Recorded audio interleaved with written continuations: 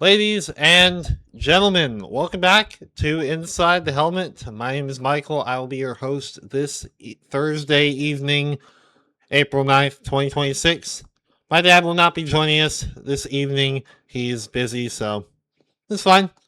Um, anyway, we've got some stuff to talk about, particularly in the Formula One world. Obviously, we're still waiting on the NFL draft in the football world, and so not a whole lot still, um, to really talk about that hasn't already been spoken about. I mean, the draft hasn't happened yet. We're about 2 weeks out from it, so I think 2 or 3 weeks, either way. Um, but we do have some news coming out of the Red Bull Racing camp. I've got my Red Bull Racing shirt on, or one of them anyway, for this episode. And yeah, it's not the best news if you're a Red Bull fan or if you're a Max Verstappen fan, as I very much am. I've made that very abundantly clear over my time on the show.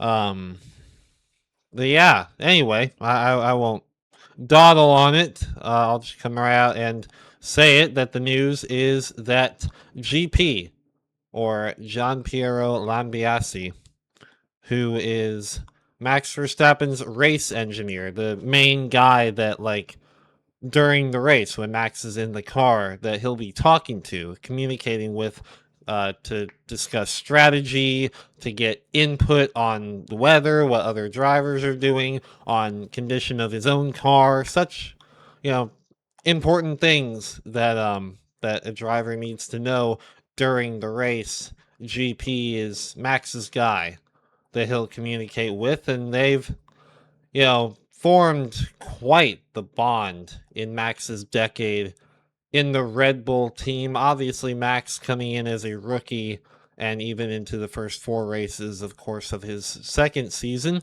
was with Toro Rosso, what what was the name of the team that is now Racing Bulls, but still same team essentially. It's the Red Bull Junior, B team basically.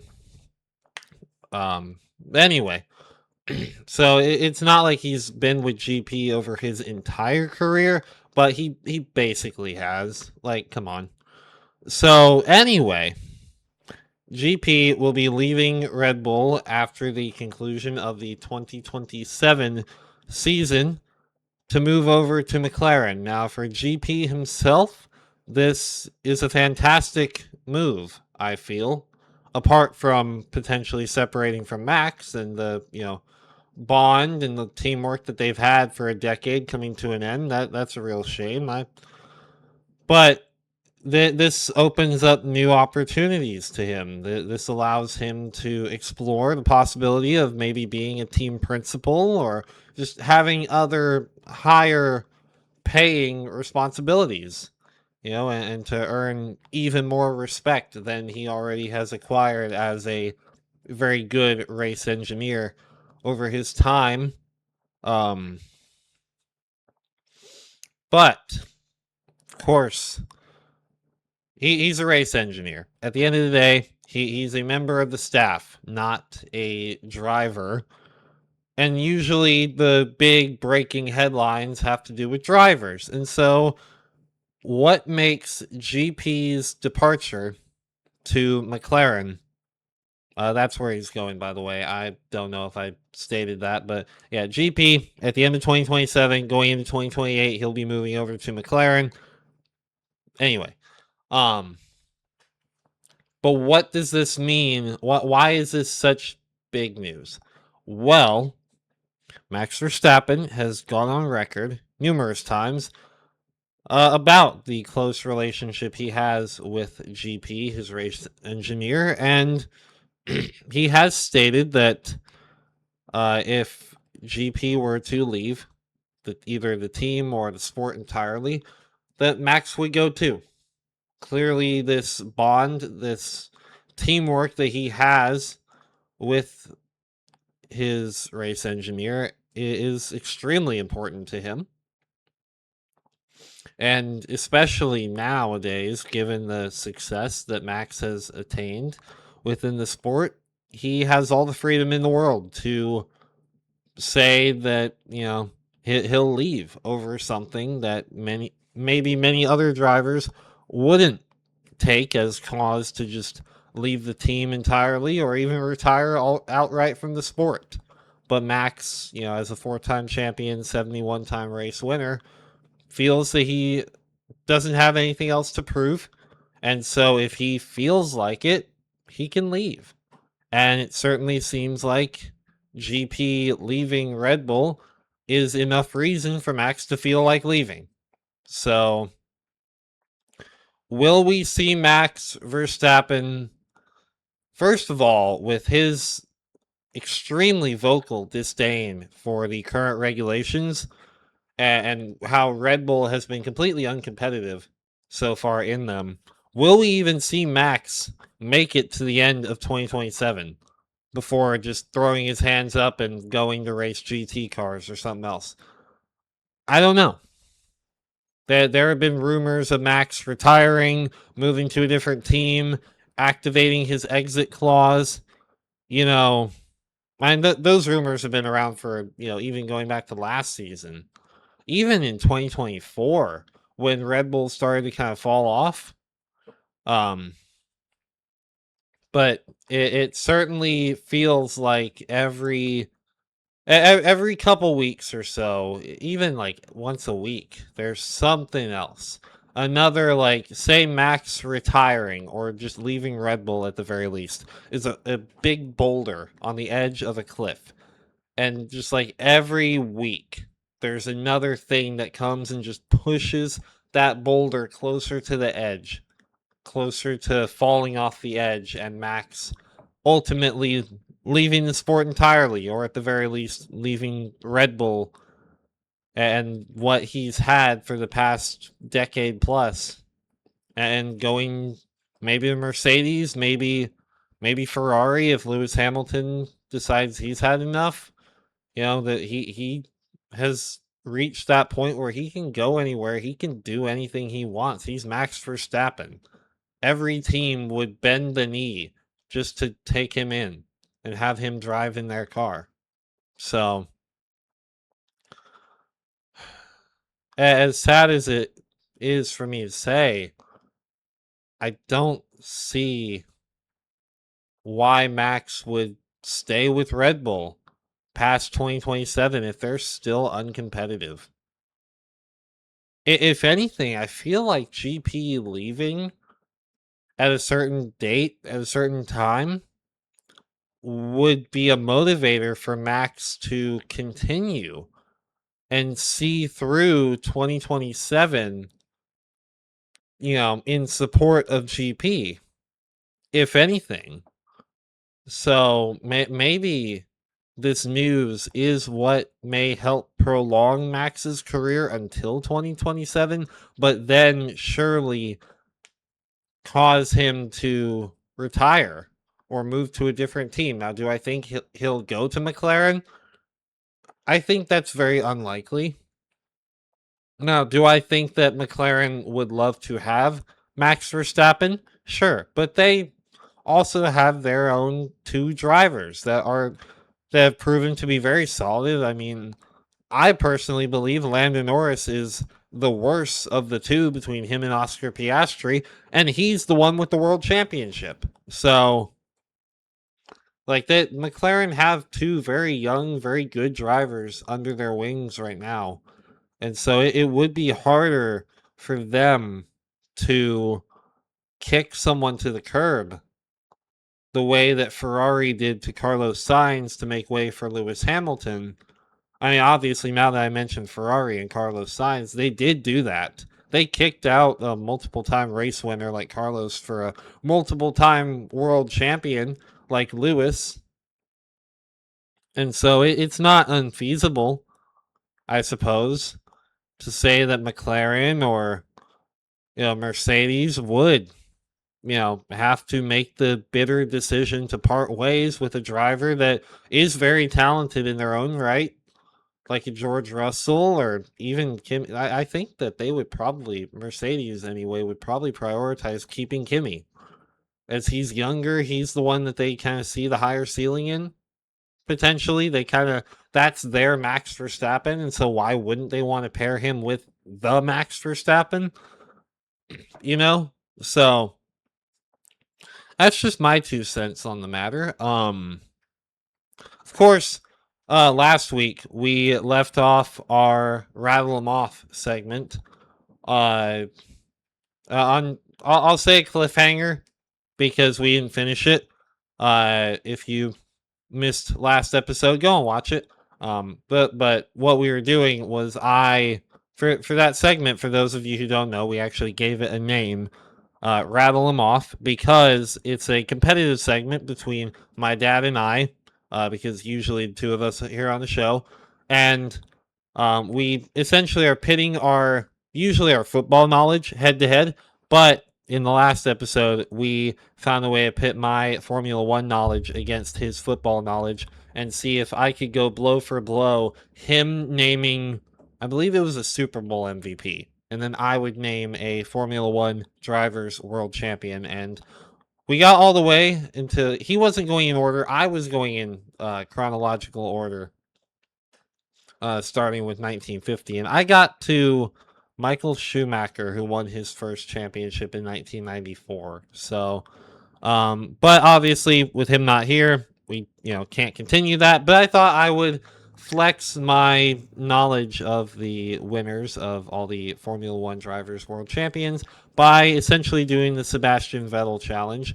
For those of you who don't know, every year Formula One does a before the season, when they're doing their like media days and such, and they have all the drivers there to take all the photos and all the video clips and whatnot. They'll also do a series called Grill the Grid, where they essentially kind of quiz the drivers and play these fun mind games with them. And they'll show them face like scrambled faces combining different elements of Formula One drivers' faces, and they have to guess like who makes up the mishmash face and whatnot. Just games like that. And back in 2021, before the 2021 season, they had them try and name all the drivers' champions in reverse order, so starting with 2020 and then working back. And so I thought I would do that. Sebastian Vettel was the only one who could complete it all and got all the way back to 1950. I just thought I would do that because I know I can, frankly. And so, starting off with our reigning world champion, Lando Norris. Okay, then we have 2024 Max Verstappen, 23 Verstappen, 2022 Max Verstappen, and 2021 Max Verstappen. Shut up. Then 2020 Lewis Hamilton, 2019 Hamilton, 2018 Hamilton, 2017 Lewis Hamilton, 2016, sorry. I was getting ahead of myself. I said 17 Hamilton, we're on 2016 Nico Rosberg. 2015 Lewis Hamilton, 2014 Lewis Hamilton, then 2013 Sebastian Vettel. Same with 2012 and 2011 and 2010 were all Vettel 4 times in a row. 2009 was Jenson Button. 2008 was Lewis Hamilton's first championship. 2007 was Kimi Räikkönen. 2006 and 2005 were both Fernando Alonso. 2004 through 2000 was when Michael Schumacher won 5 consecutive drivers' titles, which is the all-time record for most championships in a row, with Ferrari, of course. Then 1999 was Mika Häkkinen. So was 1998. 1997 was Jacques Villeneuve, my personal least favorite champion of all time. 1996 was Damon Hill, his teammate. 1995 and 1994 were when Michael Schumacher won with Benetton before he was with Ferrari. 1993 was Alain Prost, his final championship. 1992 was Nigel Mansell. 1991 and 1990 were Ayrton Senna. 1998. 89. Sorry, I'm getting my numbers mixed up more than the champions. 90 was Senna, 89 was Prost, 88 was Senna, 87 was PK, 86 and 85 were Prost, 84 was Lauda, 83 was PK, 82 was KK Rosberg, father of 2016 champion Nico Rosberg. 81 was PK, 1980 was Alan Jones, 1979 it was Jody Scheckter, 80 was Mario Andretti, 77 was Niki Lauda, 76 was James Hunt, 75 was Lauda, 74 was Emerson Fittipaldi, 73 was Jackie Stewart, 72 was Fittipaldi, 71 was Jackie Stewart, 70 was Jochen Rindt, the only driver to win the world champion posthumously, as he was killed during practice for the Italian Grand Prix at Monza. And then he was currently, at the time anyway, at the time of his death, he was leading the world champion, but it was still mathematically possible to catch him. However, in the remaining races, no one was able to catch him, despite him obviously being, well, unfortunately passed away. And so about a month after he suffered his fatal crash, he was crowned champion at the point when no one else could catch him. Anyway, 1969 was Jackie Stewart's first title. 1968 was Graham Hill. 67 was Denny Hulme.